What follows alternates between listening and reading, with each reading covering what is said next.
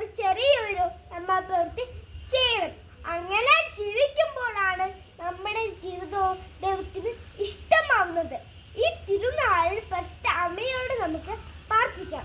അമ്മ യേശുവിനെ സ്നേഹിച്ച പോലെ ഞങ്ങളെയും യേശുവിനെ സ്നേഹിക്കാൻ പഠിപ്പിക്കണമേ. നല്ല കുട്ടികളായി ജീവിച്ച് എല്ലാവരെയും സ്നേഹിച്ച് ജീവിക്കാൻ നിങ്ങളെ സഹായിക്കണമേ. ജ്ഞാനത്തിലും പ്രായത്തിലും ദൈവത്തിന്റെ മനുഷ്യരുടെ പ്രീതി നമുക്ക് വളരാം. പരിശുദ്ധ കന്യാമറിയത്തിനെ മുറുകെ പിടിച്ചുകൊണ്ട് ജീവിക്കാം.